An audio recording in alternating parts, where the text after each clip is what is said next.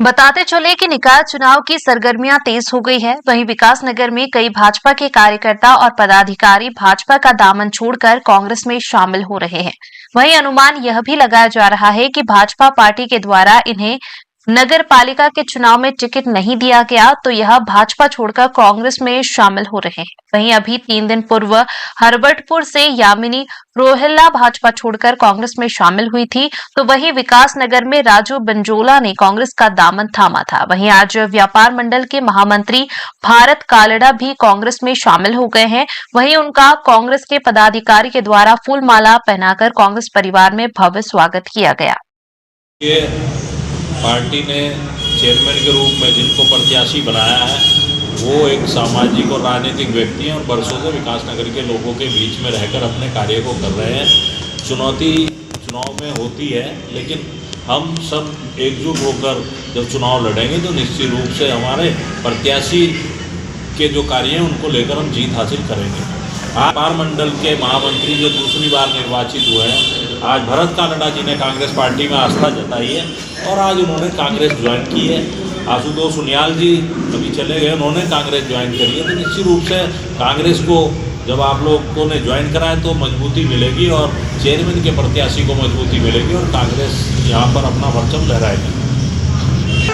अब जिस पार्टी ने अपना प्रत्याशी बनाया तो उन सब प्रत्याशियों को शुभकामनाएं। प्रत्याशी सब अच्छे हैं, सारे सब कुछ है, लेकिन जो राजनीतिक पृष्ठभूमि से और जो सामाजिक पृष्ठभूमि से मजबूती से जो प्रत्याशी है वो कांग्रेस का है और विकासनगर के लोग और व्यापारी वर्ग पूरा आज कांग्रेस के ऊपर विश्वास करके उनको जिताने का काम करेगा। पिछली बार देखिए, जब हमारे यहाँ जो व्यवस्था आरक्षण की होती है तो उस व्यवस्था के तहत हमें जो भी बेहतर से बेहतर प्रत्याशी मिलता है कांग्रेस पार्टी उसको उतारती है। हार जीत दूसरा मैटर है, वो जनता की अदालत में तय होता है, लेकिन कांग्रेस ने जो मजबूत और ईमानदार और सशक्त प्रत्याशी उतारा था। बाकी जनता जनार्दन का लोकतंत्र में जो फैसला होता है वो सर्वोपरि होता है। तो क्या मानते हैं कि निश्चित रूप से आज जिस प्रकार से प्रत्याशी हमारे प्रत्याशी हैं और उसके बाद जिस प्रकार से अभी गढ़वाल सभा के अध्यक्ष और 2 बार के पूर्व सभासद ने यहाँ पर कांग्रेस पार्टी में आस्था जताई है, तो निश्चित रूप से वो सब चीज़ जब आदमी ज्वाइन करता है तो प्रत्याशी को देखता है पहले कि प्रत्याशी पार्टी के कैसे हैं, उनका व्यवहार कैसा है, तो निश्चित रूप से वो जीत हासिल करेंगे। सवाल फिर वही बीजेपी ने व्यापारी वर्ग को बीच में उतारा है। व्यापारी वर्ग को तो उतारा है, लेकिन बीजेपी व्यापारी वर्ग के हित की बात तो करनी रही।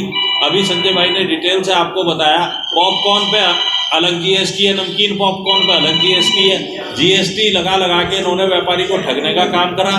बैंकों से पैसे निकालने पे और डालने पे जिस प्रकार से जेबों पे डाका डाल रहे हैं तो निश्चित रूप से बड़े खेद का विषय है। और सरकार इस प्रकार से होगी, चाहे बिजली के बिल हो चाहे पानी के बिल हो, सब में बेतहाशा वृद्धि हो रही है। आम आदमी पूरी तरह परेशान है, व्यापारी वर्ग हो, नौजवान हो, किसान हो, सब लोग परेशान है। आपको जब विपक्ष कहाँ चुप है? विपक्ष अपनी बात को पूरी तरह रख रहा है, लेकिन आप लोग उस बात को जनता तक नहीं पहुँचा रहे हैं। ये मैं आपसे सहयोग चाहता हूँ कि आप उसे पूरी तरह पहुँचाओ।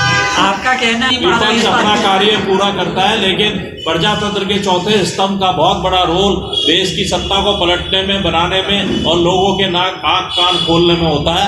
मैं आपसे गुजारिश करूंगा कि आप उस पर पूरी तरह से कार्य करें।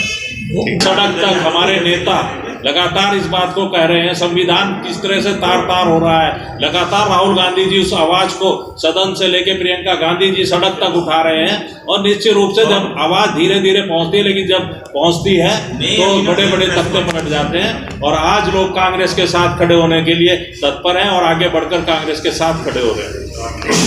उत्साह के प्रति देखने को मिल रहा है, तो हम निश्चित रूप से कह सकते हैं कि इस चुनाव में कांग्रेस विजय प्राप्त करेगी। न सिर्फ विकासनगर में, हरबटपुर में भी हमारे प्रत्याशी जो यामिनी रोहिल्ला हैं बड़े दमखम के साथ मैदान में उतरी हैं और विपक्षी पार्टियां आज सोचने पर मजबूर हैं, अपनी रणनीति बदलने पर मजबूर। विकास देखिए, सवाल व्यापारी वर्ग का नहीं है। व्यापारी वर्ग तो भाजपा की नीतियों से ही परेशान है। आज आप चाहे जीएसटी को देख लें, बैंकों के लोन के जिस तरह के नोटिस जा रहे हैं, इनकम टैक्स परेशान कर रहा है, जीएसटी के अधिकारी जिस तरीके से परेशान कर रहे हैं, तो आज व्यापारी वर्ग कांग्रेस की तरफ देख रहा है।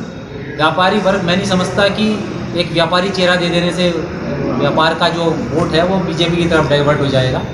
अल्टीमेटली जो कोई भी प्रत्याशी कहीं से भी आ जाए, करेगा वही जो बीजेपी सरकार की नीतियाँ, उनसे बाहर वो नहीं जा सकते। और सबसे बड़ा उदाहरण हमारे आज भारत काल्ला जी ने, जो व्यापार मंडल के महासचिव हैं, निर्वाचित महासचिव हैं, उन्हें कांग्रेस की नीतियों में आस्था व्यक्त करते हुए और भाजपा की नीतियों से तंग आकर, चाहे वो व्यापारिक क्षेत्र के लिए हो, चाहे सामाजिक या राजनीतिक क्षेत्र में जो भी नीतियाँ हैं उनसे विमुख होकर आज कांग्रेस ज्वाइन की है। इस बात का सबसे बड़ा प्रमाण है कि व्यापारी वर्ग भाजपा से खिन्न और कांग्रेस की तरफ देख रहा है।